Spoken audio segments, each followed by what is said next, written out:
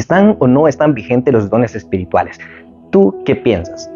La palabra del Señor en las Escrituras, en primera carta a los Corintios, capítulo 12, nos narra específicamente una lista de dones espirituales donde, por ende, se sabe que no viene de nuestros talentos naturales, sino que viene de parte de Dios. Muchos de estos son palabra de ciencia, que el Espíritu da, fe, sanidades, milagros, profecías, discernimiento de espíritus, diversidad de lenguas, interpretación de lenguas,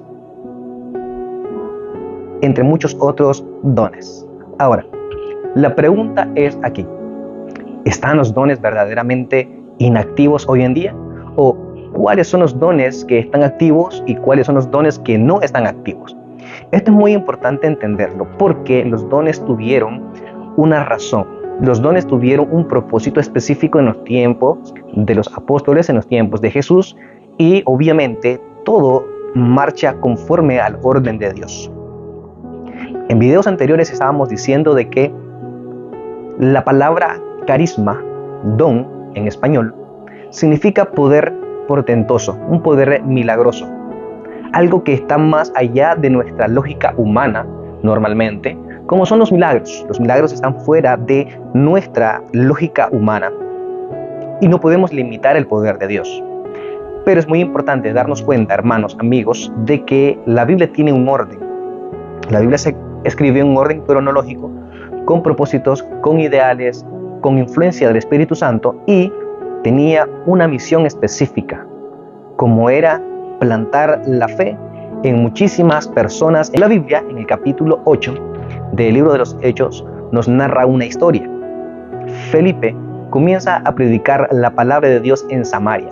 Muchas personas obedecieron al Evangelio, muchas personas creyeron a Jesús, se bautizaron, fueron llenas del Espíritu Santo a través del bautismo. Sus pecados fueron perdonados. Felipe hizo muchísimos milagros y por eso muchas personas creyeron. Había un hombre llamado Simón el Mago. Hacía señales muy parecidas a las de Felipe, idénticas probablemente. Pero dijo Simón el Mago: ¡wow! Yo también quiero creer en lo que está haciendo ese hombre. Y Simón creyó en el Evangelio y se bautizó. Sucede de que la historia lanza un giro interesante. Dice de que mandaron a llamar a Juan y a Pedro, a los dos apóstoles, para que llegaran a ese lugar de Samaria y llegaran a imponer las manos sobre las personas. ¿Por qué razón? ¿Cuál era el objetivo de que Juan y Pedro llegaran a imponer las manos sobre estas personas? Narra la Escritura en el capítulo 8 de Hechos de que muchas personas se acercaron a Pedro y a Juan, y Juan y Pedro impusieron las manos sobre ellos, y sobre ellos el Espíritu Santo. El Espíritu Santo cae sobre ellos a través de la imposición de la mano de los apóstoles. Y los apóstoles le iban dando estos dones según las personas iban llegando, que se habían bautizado. Simón el Mago dijo: dadme a mí también, denme a mí también de ese don, para quien yo imponga las manos, también dar de estos dones, hacer esos milagros. Pedro, quizás molesto, incómodo, le dice: perezca tú y tu dinero, porque crees que el don de Dios se compra con dinero. Porque el don de Dios no se puede comprar con dinero. El don de Dios es por gracia. Pero hay preguntas teológicas y de reflexión y de análisis y exégesis al texto. ¿Cuáles son? Número 1, ¿por qué razón llegó Juan y Pedro a imponer las manos sobre las personas que habían creído y se habían bautizado? ¿Por qué no lo hizo Felipe, que era el evangelista, que estaba predicando en ese lugar y haciendo milagros?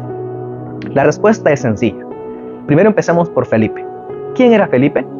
Felipe era uno de los diáconos elegidos en el capítulo 6, versículo 1 en adelante, donde estaba lleno del Espíritu Santo y fue elegido como uno de los servidores a las mesas de aquellas viudas que estaban siendo abandonadas. Pero ellos también tenían la responsabilidad de predicar el Evangelio. Así que Felipe fue a Samaria y predicó el Evangelio. Se bautizaron muchas personas, pero él no era apóstol. Él era un discípulo de los apóstoles. Y él no tenía la autoridad para imponer las manos sobre las personas para que recibieran el poder del Espíritu Santo. Tuvieron que llamar a Juan y a Pedro para que fuesen a imponer las manos sobre aquellas personas que habían creído. Y de esa manera recibir el poder del Espíritu Santo, el carisma. del Espíritu Santo.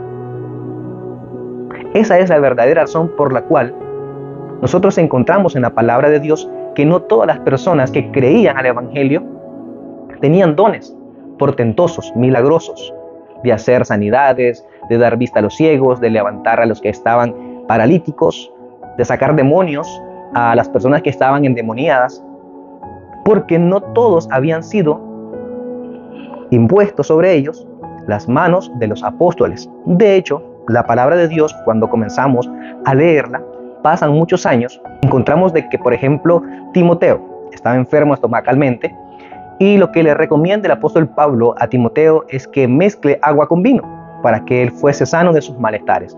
Un apóstol diciendo eso, que se aboque a la medicina, ¿por qué razón? Porque los milagros tenían un propósito en su momento, en aquel momento de los inicios de la iglesia. Otro texto, tenemos Santiago capítulo 5, versículo 15 en adelante. Allí de que muchas personas estaban enfermas probablemente. Entonces lo que recomienda Santiago es, si alguno está enfermo entre vosotros, llame al anciano de la iglesia para que impongan las manos sobre ellos, los unja con aceite, porque la oración del justo puede mucho. El texto en ningún momento dijo Santiago, llamen a XY hermano para que venga a sanarlos a través del poder del Espíritu Santo. Significa que en un momento dado, la iglesia dejó de experimentar ciertas experiencias sobrenaturales que solamente el Espíritu podía hacer que experimentara. Esto es lo que nosotros debemos entender hoy en día, de que ya no existen sanidades, milagros portentosos, tal cual nosotros los leemos en el Nuevo Testamento con los discípulos y algunos discípulos de los apóstoles. Porque simple y sencillamente los únicos que tenían la autoridad para transmitir el poder del Espíritu Santo eran los apóstoles. Hermano, pero ¿cómo nosotros no vamos a tener el poder del Espíritu Santo si somos llenos del Espíritu Santo? Bueno, porque por esa razón les invito a que vayan y vean los videos que he subido acerca de la explicación de las palabras que he explicado en griego y en español con respecto al regalo del Espíritu Santo, por ejemplo en Hechos 2:38, cuando nos bautizamos. ¿Qué significa eso? Recibimos al Espíritu Santo como un regalo, porque somos el templo del Espíritu Santo. Y lo que hace el Espíritu Santo en nosotros es cambiar, transformar nuestra vida, es ser mejor persona, formar a Jesús en nosotros, como buenos cristianos, como buenos hijos de Dios. Por ende, vamos a seguir estudiando este tema. Si tienen preguntas, si tienen dudas, comenten, escriban y hagamos que esto florezca.